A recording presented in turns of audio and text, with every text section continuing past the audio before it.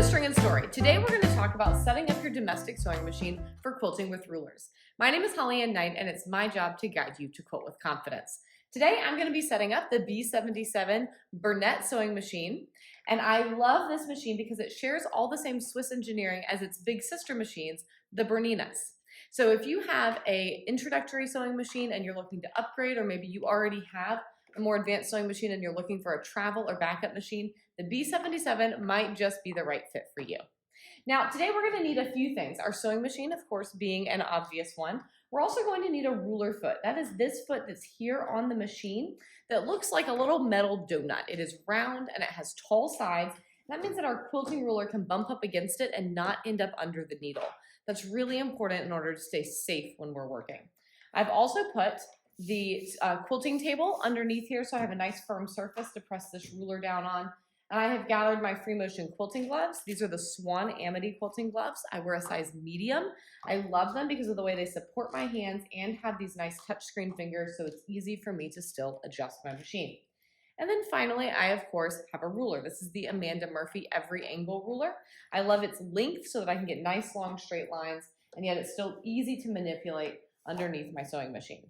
Now, this foot set, as I mentioned, this is the ruler foot set for the b77 and b79. We have all of these things available here at String and Story so that we can get you set up and ready to go as quickly as possible. Now, let's take a closer look at how all of this comes together.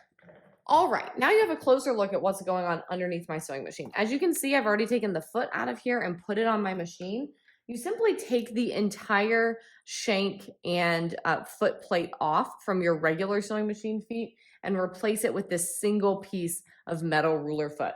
There's an extra needle holder that comes in this set should you need it. I usually just set that off to the side along with my foot.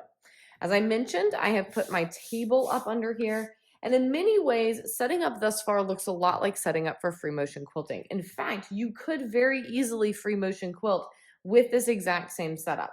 That's one of the things that I love about ruler quilting is that it allows you to put nice straight lines or other geometric shapes on your quilt without having to switch back and forth between a walking foot and your free motion foot. So I can use a ruler to make these arcs and these straight lines and then go straight into making my pebbles and my feathers as I have done on this quilt.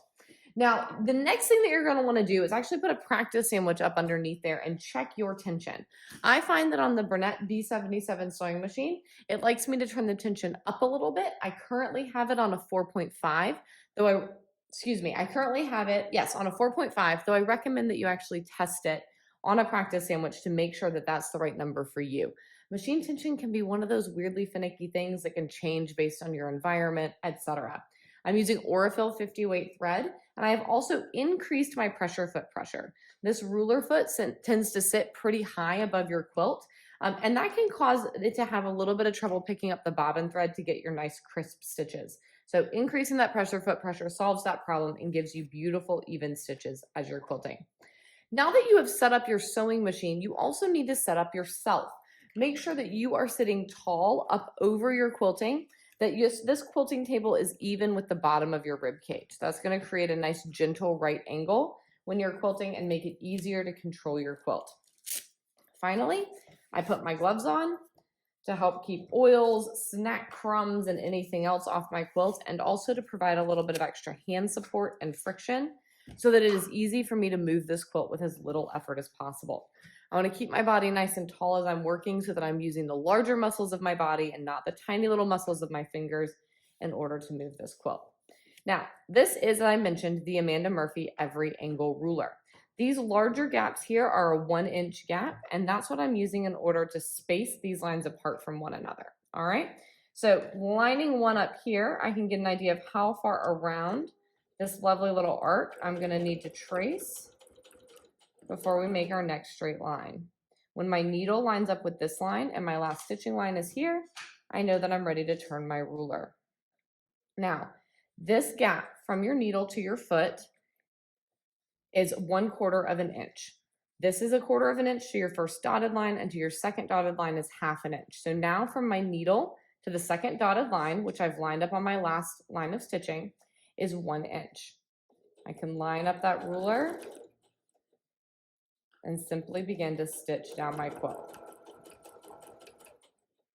If you had one of those spirograph toys growing up, think of your ruler as the steady spirograph that doesn't move, or your foot as the steady one that doesn't move, and your ruler is the one that moves around the edge, all right? And we simply stitch down that away.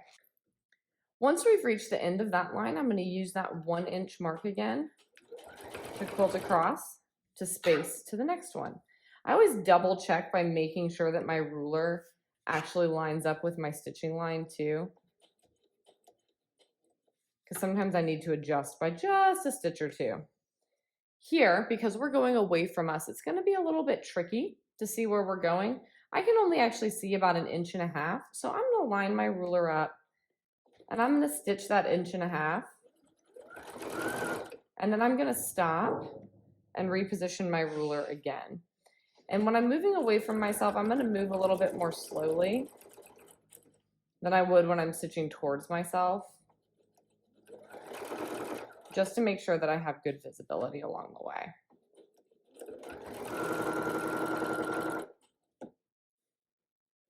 Ruler quilting takes time, but that's exactly what allows us to achieve that beautiful precision that we love it for.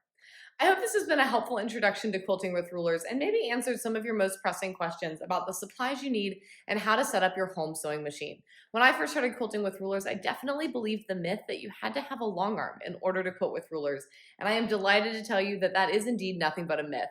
Now that we've busted that myth, I invite you to take the next step and actually try this for yourself at home.